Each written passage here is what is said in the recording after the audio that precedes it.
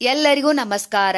ವರಮಹಾಲಕ್ಷ್ಮಿ ವ್ರತದ ವಿಧಿವಿಧಾನ ಸಂಪೂರ್ಣ ಮಾಹಿತಿ ಈ ವಿಡಿಯೋದಲ್ಲಿ ತಿಳಿದುಕೊಳ್ಳೋಣ. ಶ್ರಾವಣ ಮಾಸದ ಹುಣ್ಣಿಮೆಯ ಹಿಂದಿನ ಶುಕ್ರವಾರ ನಾವು ತಾಯಿಯನ್ನ ವರಲಕ್ಷ್ಮಿ ರೂಪದಲ್ಲಿ ಪೂಜಿಸುತ್ತೇವೆ. ಒಂದೊಮ್ಮೆ ವರಮಹಾಲಕ್ಷ್ಮಿ ಶುಕ್ರವಾರದಂದು ನಿಮಗೆ ಅನಿವಾರ್ಯ ಕಾರಣಗಳಿಂದಾಗಿ ಪೂಜೆ ಮಾಡಲು ಸಾಧ್ಯವಾಗದಿದ್ದರೆ ಶ್ರಾವಣ ಮಾಸದ ಇತರ ಯಾವುದಾದರೊಂದು ಶುಕ್ರವಾರದಂದು ಈ ಪೂಜೆಯನ್ನ ಮಾಡಬಹುದು. ವರಮಹಾಲಕ್ಷ್ಮಿ ಅನ್ನು ಪೂಜಿಸಲು ಯಾವುದೇ ಜಾತಿ ಭೇದ ಮೇಲು ಕೀಳು ಎಂಬುವುದಿಲ್ಲ. ಭಕ್ತಿಯಿಂದ ಯಾರಾದರೂ ತಾಯಿ ವರಮಹಾಲಕ್ಷ್ಮಿಯನ್ನ ಪೂಜಿಸುವ ಮೂಲಕ ತಮ್ಮ ಇಷ್ಟಾರ್ಥ ಸಿದ್ಧಿಗಾಗಿ ಪ್ರಾರ್ಥಿಸಬಹುದು. ವರಮಹಾಲಕ್ಷ್ಮಿ ವ್ರತವನ್ನ ಹೇಗೆ ಮಾಡುವುದು? ಮೊದಲಿಗೆ ವರಮಹಾಲಕ್ಷ್ಮಿ ವ್ರತದ ಹಿಂದಿನ ದಿನ ನಿಮ್ಮ ಮನೆ ಮತ್ತು ಪೂಜಾ ಸ್ಥಳವನ್ನ ಸ್ವಚ್ಛಗೊಳಿಸಬೇಕು. ಮನೆಯ ಬಾಗಿಲನ್ನ ಸ್ವಚ್ಛಗೊಳಿಸಿದ ಬಳಿಕ ಹೊಸ್ತಿಲಿಗೆ ಅರಿಶಿನ ಹಚ್ಚಿ ನಿಮ್ಮ ಹಿರಿಯರು ಅನುಸರಿಸುವ ಪದ್ಧತಿಯ ಪ್ರಕಾರ ಪೂಜೆಯ ದಿನ ಬೆಳಿಗ್ಗೆ ಎದ್ದು ಸ್ನಾನ ಮಾಡಿ ಮಾವಿನ ಎಲೆಗಳಿಂದ ತೋರಣವನ್ನ ಕಟ್ಟಿ ಮನೆಯನ್ನ ಅಲಂಕರಿಸಬೇಕು. ನಿಮ್ಮ ಮನೆಯ ಈಶಾನ್ಯ ಭಾಗದಲ್ಲಿ ಲಕ್ಷ್ಮಿಯನ್ನ ಪೂಜಿಸುವುದು ಉತ್ತಮ ಎಂದು ಹೇಳಲಾಗುತ್ತದೆ. ಹಾಗಾಗಿ ಮನೆಯ ಈಶಾನ್ಯ ಭಾಗವನ್ನ ಪೂಜೆಗೆ ಸಿದ್ಧಪಡಿಸಬೇಕು.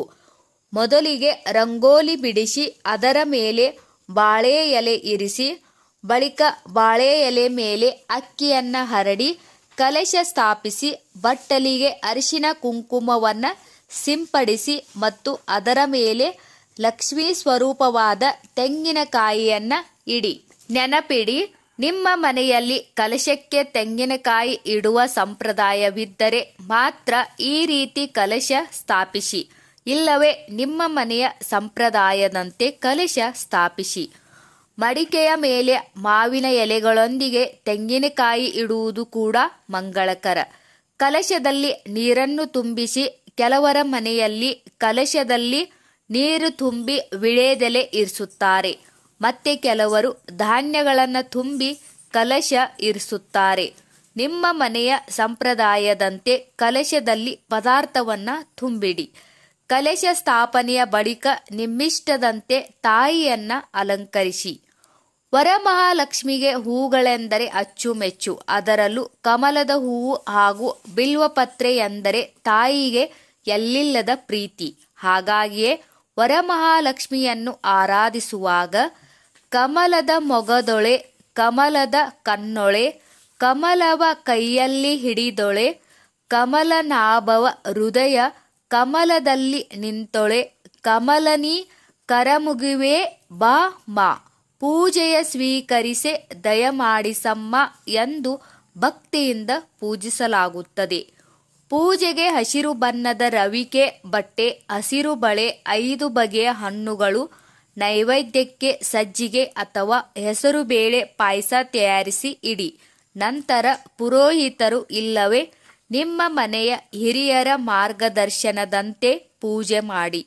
ವರಮಹಾಲಕ್ಷ್ಮಿ ಪೂಜೆಯಲ್ಲಿ ಶ್ಲೋಕಕ್ಕೆ ವಿಶೇಷ ಮಹತ್ವವಿದ್ದು ಬಹಳ ಮಂಗಳಕರವಾದ ಲಕ್ಷ್ಮೀ ಅಷ್ಟೋತ್ತರ ಮತ್ತು ಲಕ್ಷ್ಮೀ ಸಹಸ್ರನಾಮವನ್ನ ತಪ್ಪದೆ ಪಠಿಸಿ. ಪೂಜೆಯ ಸಮಯದಲ್ಲಿ ಒಬ್ಬಟ್ಟು ಮತ್ತು ಇತರ ಸಿಹಿ ತಿಂಡಿಗಳನ್ನು ನೈವೇದ್ಯವಾಗಿ ಅರ್ಪಿಸಿ ಬಳಿಕ ಮನೆಯವರೆಲ್ಲರೂ ಪ್ರಸಾದದ ರೂಪದಲ್ಲಿ ಸೇವಿಸಬಹುದು.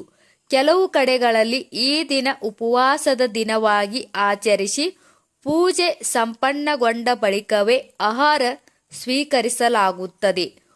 ಪೂಜೆಗೆ ಸೂಕ್ತವಾದ 9 ತಿಂಡಿಗಳು: ಒಬ್ಬಟ್ಟು, ಸಿಹಿ ದೋಸೆ, ಮೆದುವಡೆ, ಶಂಕರಪಾಳೆ, ಸಕ್ಕರೆ ಪೊಂಗಲ್, ಸುಂದಲ್, ಮೋದಕ, ಹೆಸರುಬೇಳೆ ಪಾಯಸ, ಸಜ್ಜಿಗೆ ಮತ್ತು ಲಡ್ಡು. ವರಮಹಾಲಕ್ಷ್ಮಿ ಪೂಜೆಯಲ್ಲಿ ಅರಿಶಿನ ದಾರದ ಮಹತ್ವ.